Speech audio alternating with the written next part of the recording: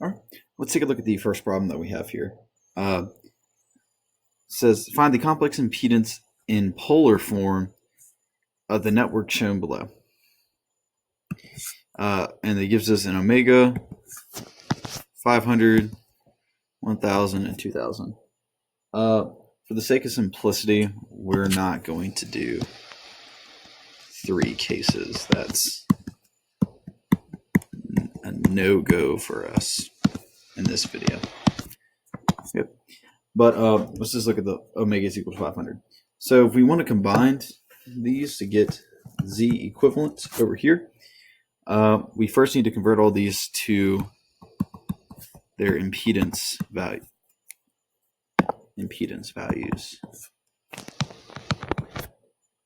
Okay, so let's go and do that real quick. All right, z of c will be equal to negative j over omega c.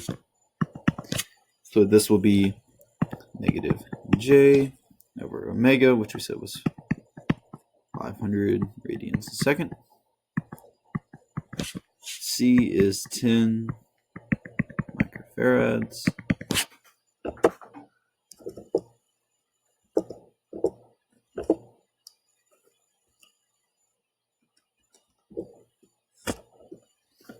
We'll get negative j 200. All right. So that's for impedance of the capacitor. So get impedance of the inductor.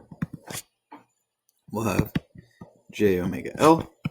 So j omega 500 radians a second. L, the inductor, is going to be 100 millihenries.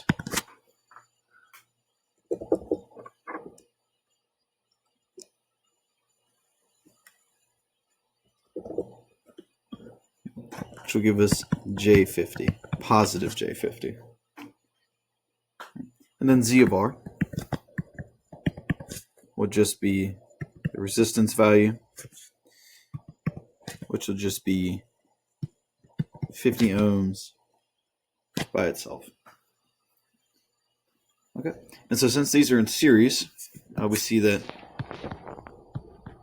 these are all in series. What we can say is that Z series will be ZR plus ZC plus ZL.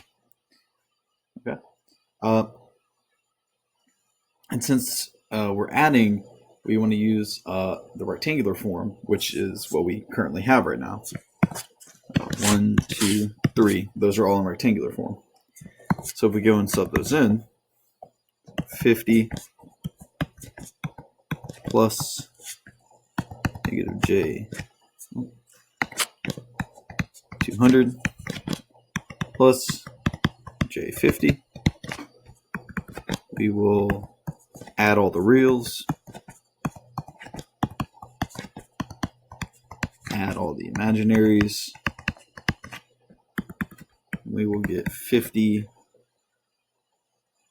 minus 150j. That is the series, which is equivalent impedance. Okay, but we're not quite done yet, because now we need to put it in polar form. So to put it in polar form, all we need to do is to find Cm, just be square root sum of the squares, so 50 squared plus negative 150 squared.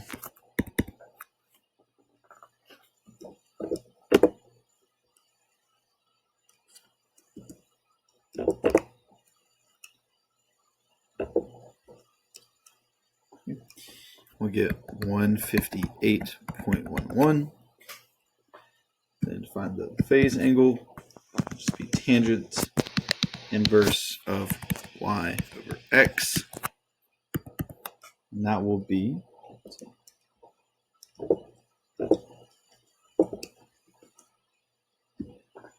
negative 71.56 degrees.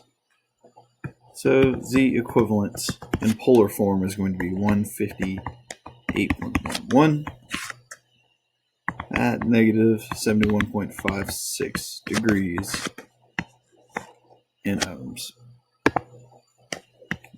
There we go. And that is our final answer. And like we said, these two are the same way of representing, or different ways of representing the same answer. Well, I will see you in the next problem.